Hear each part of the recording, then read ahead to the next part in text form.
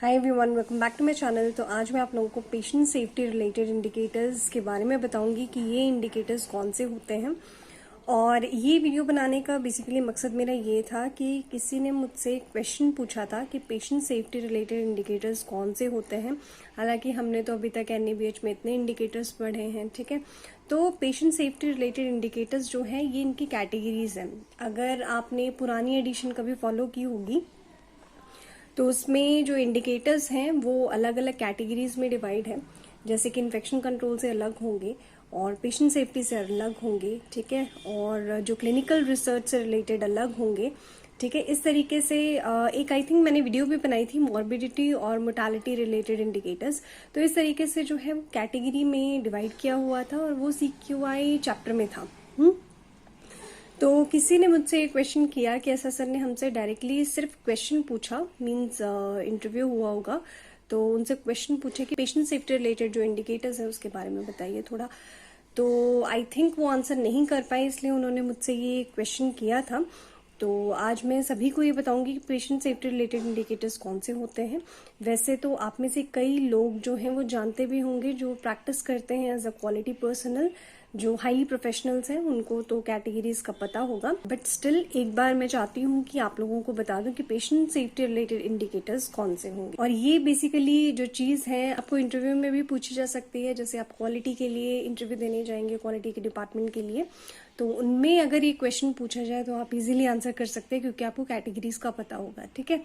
तो वीडियो शुरू करने से पहले गाइस मैं आपसे रिक्वेस्ट करना चाहती हूँ कि मेरे चैनल पे मेंबरशिप चल रही है और अगर आप मेरे चैनल के कंटेंट को सपोर्ट करना चाहते हैं तो ज्वाइन बटन पे क्लिक करके मेंबरशिप को ले सकते हैं। सेकंड तरीका है कि इस वीडियो के नीचे थैंक्स बटन आ रहा होगा, उसके थ्रू कर सकते हैं। और अगर आप QM लर्निंग मेंबरशिप FAQs जो NABH के हैं उसको एक्सेस करना चाहते हैं तो वो 799 में आप कर सकते हैं, ठीक है। तो चलिए फटाफट से अपनी वीडियो शुरू करते हैं। तो गाइस ज़्यादा हम इसकी डिटेल में नहीं जाएंगे कि पेशेंट सेफ्टी क्या होती है, गोल्स क्या होते हैं, ठीक है। इसकी डिटेल में अभी इस वीडियो में नहीं दूंगी क्योंकि वीडियो बहुत ज़्यादा लंबी हो जाती है सिर्फ इंट्रोडक्शन की वजह से ही। तो पेशेंट सेफ्टी इंडिकेटर्स जो होते हैं, फर्स्ट इंडिकेटर मैं आपको बताती हूँ कि कम्युनिकेशन एरर को फाइंड आउट करना है, ठीक है।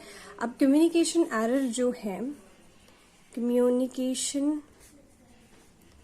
एरर, अब ये चीज आप फाइंड आउट करेंगे हैंडओवर्स के दौरान, ठीक है। जब भी आपकी शिफ्ट चेंज होगी तो हैंडओवर्स दिए जाते हैं नर्सिंग स्टाफ की तरफ से या डॉक्टर्स की तरफ से, तो उसके थ्रू आप कम्युनिकेशन एरर को फाइंड आउट करेंगे अपनी फाइल्स में डायरेक्ट देख के, ठीक है।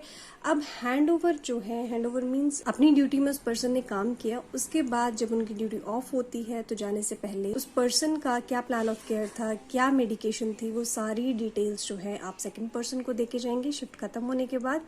तो वहाँ पे 2 सिग्नेचर्स होंगे, ठीक है। तो बेसिकली आप हैंडओवर दे रहे हैं, ठीक है।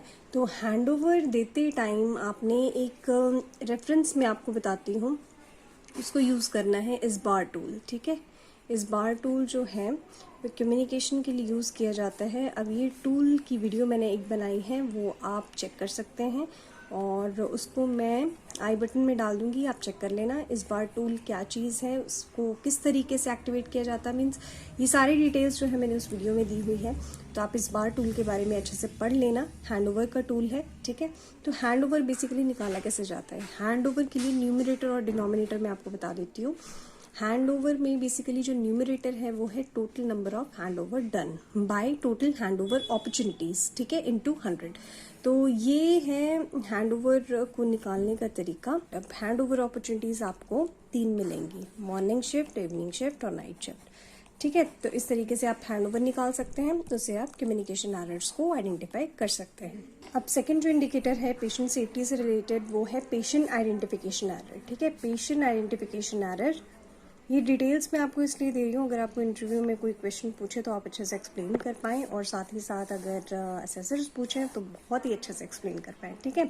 और आइडेंटिफाई तो आपने करना ही करना है। तो जो आइडेंटिफिकेशन एरर है बेसिकली ये आपको ऑब्जर्वेशन के थ्रू ही पता चलेंगे, ठीक है।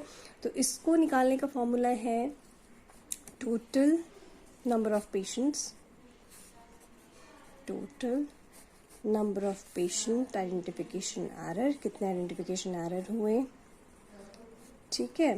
कि पेशेंट का UHID आपने गलत लिख दिया या मेल से फीमेल कर दिया, इस तरीके के एरर्स जो है आइडेंटिफिकेशन एरर्स में आएंगे। ये जस्ट मैं आपको लिमिटेड से एग्जांपल दे रही हूँ, ये बहुत सारे होते हैं आइडेंटिफिकेशन एरर, किसी भी फॉर्म में हो सकते हैं, ठीक है।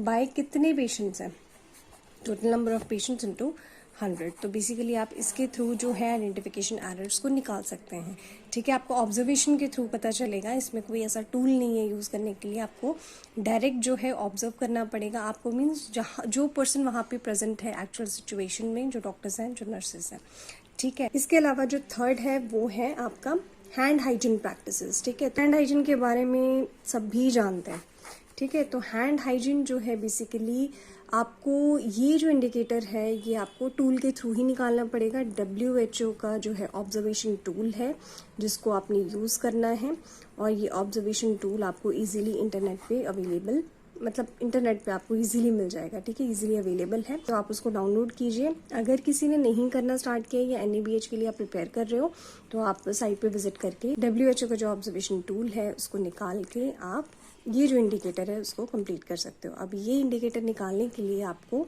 जो न्यूमरेटर और डिनोमिनेटर है वो मैं आपको बता देती हूँ। तो न्यूमरेटर में आएगा आपका total number of action performed, ठीक है, और आपकी कितनी अपॉर्चुनिटीज़ हैं वो डिनोमिनेटर में आएगा, ठीक है। तो इसको आप आइडेंटिफाई करोगे WHO के ऑब्जर्वेशन टूल से, ठीक है। अब last but not the least, जो आपका लास्ट मतलब इस वीडियो में जो लास्ट इंडिकेटर है वो है आपका मेडिकेशन प्रिस्क्रिप्शन इन कैपिटल। तो ये बेसिकली आप जब ऑडिट करते हैं अपने MRD का उसके थ्रू पता चलेगा। तो मैं एक बार लिख देती हूँ। तो ये आपका बेसिकली फोर्थ इंडिकेटर है। तो इसको निकालने के लिए आपको न्यूमरेटर और डिनोमिनेटर की जो ज़रूरत पड़ेगी वो है total number of prescription in Capitals by total number of, मतलब कितनी प्रिस्क्रिप्शंस हैं, ठीक है, कितनी कैपिटल में है और टोटल प्रिस्क्रिप्शन कितनी है। तो ये जो है आप दो तरीके से निकाल सकते हैं, एक्टिवली भी निकाल सकते हैं और पैसिवली भी निकाल सकते हैं। पैसिवली आपको डायरेक्ट फाइल्स के थ्रू पता चलेगा और एक्टिवली आपको राउंड के थ्रू पता चलेगा, ठीक है। तो इस तरीके से आप अपना फोर्थ इंडिकेटर जो है वो भी कंप्लीट कर सकते हैं पेशेंट सेफ्टी से रिलेटेड।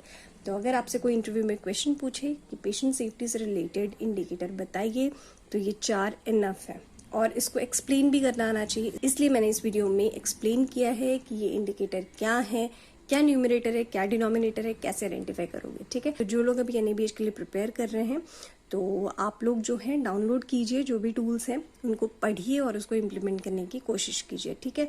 एक नहीं, दो नहीं, तीसरी बार तो अच्छे से इम्प्लीमेंट हो ही जाएगा, ठीक है।